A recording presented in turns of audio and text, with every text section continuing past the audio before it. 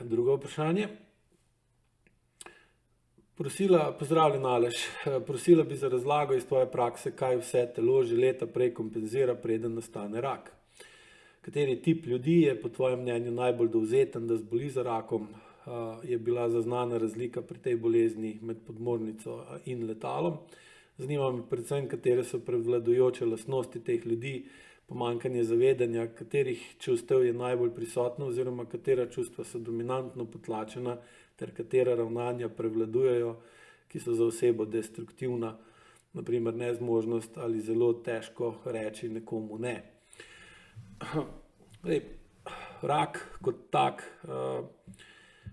v bistvu nastane takrat, kadar oseba entropično energijo, se pravi bes, prezir, gnev, gnus, protest in maščevanje ni sposobna izvažati, se pravi ni sposobna dati ven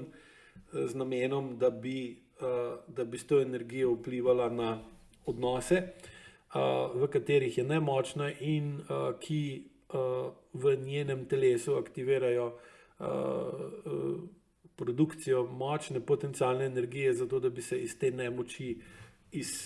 izvlekla ven. Se pravi, po izkušnjah je tako, da je rak kot tak, oziroma metastaze ali pa spodivjana rast določenih tkiv v telesu, materializacija sovraštva, materializacija nemoči, materializacija tistega besa in gneva, ki ga oseba ima v sebi zaradi tega, ker je v kronični nemoči, ker jo stvari motijo, ovirajo, ogrožajo in omejujejo, pa na njih ne more, ne zna ali ne sme vplivati. Se pravi, pride do glavni predpogoj po moji praksi je nepravilna ali neprimerna uporaba agresije ali neprimerna integriranost agresivnosti v osebnostno strukturo. Se pravi, da oseba, ko čuti, da nekaj ni v redu, ko čuti, da je izkoriščena, ko čuti, da jo drugi zlorabljajo ali drugi s zlorabo uporabljajo njo za svoje interese, pa tega ne more dati ven, seveda potem se ta energija mora spremeniti v neko drugo obliko in potem pride do povišane notranje energije v telesu, ki postane kronično povišana in seveda potem zaradi kronično povišane potencialne energije pride do tega, da toksičnost okolja človeka je toliko dolga in toliko močna, da pride do pronica v njegovo notranjost in ta toksičnost v bistvu seveda potem ustvari toksično notranjost v tem človeku, ki se v določenih primerih spremeni v avtoimuno bolezen, v rakave tvorbe. Zdaj, generalno so podmornice bolj nagnjene k taki obliki, čeprav ni toliko spet velike razlike med podmornico in letalom, samo so pa razlike, kje se rakava obolenja, kakšna so tipična rakava obolenja letala, ta so bolj v bistvu pljuča, ščitnica, želodec, recimo pankreas, rak na črevesju, dočim pri podmornici so pa to v bistvu bolj površinski raki, se pravi rak kože in podobni, zato ker imajo, se pravi letalo ima glavno najvišjo koncentracijo potencialne energije v svoji notranjosti, podmornica ima pa glavno koncentracijo potencialne energije na površini telesa in seveda je tam tudi pol večja verjetnost, da pride do takšnega stanja. Generalno je karcinom kot tak nastane zaradi pomanjkanja prostora, se pravi govorimo o preveč energije in previsoke potencialne energije na premalo prostora, ker v bistvu za normalno sintropijo, za zdravo sintropijo, za zdrav razvoj, za zdravo rast potrebujemo dve stvari, potrebujemo energijo in potrebujemo prostor. Če enega ali drugega ni, potem se sintropija začne spreminjati v entropijo. Zdaj, če energije ni itak ne more priti do rasti in potem tudi prostor ni več pomemben in se rast ustavi, kar pomeni, da se sintropija ustavlja in entropija se pa povečuje, se pospešuje. Če pa je energije dovolj in zmanjka prostora, v takem primeru pa pride do premočne sintropije,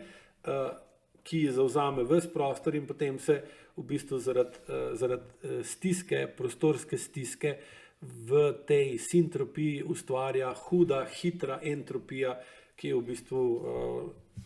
razlog za karcinom. Se pravi, podobno se zgodi, če imate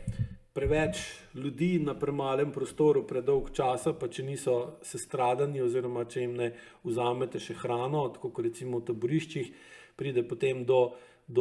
pojava, lahko rečemo, močnih negativnih čustev med temi ljudmi in v bistvu dobimo na nek način, lahko bi tem rekli, rakave odnose, kjer se ljudje med sabo v bistvu sovražijo, polni so zavisti, polni so zamer. In podobno se zgodi tudi med celicami v samem sistemu in potem se iz tega gnusa, prezira in gneva,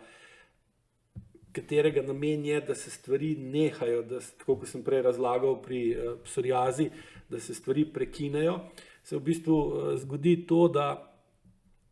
da če z prezirom in gnusom ne moreš iti stran iz nekega odnosa ali pa nek odnos zaključiti in ga pustiti za sabo, ga toliko spremeniti, da ga ne vlečeš za seboj v prihodnost in s tem ga pustiš v preteklosti, se potem ta energija prezira in gnusa in gneva spremeni v maščevanje. In tudi znanstveniki v bistvu ugotavljajo, da se pri celicah, ki se spremenijo v rakavo obliko, da v bistvu v teh celicah preneha,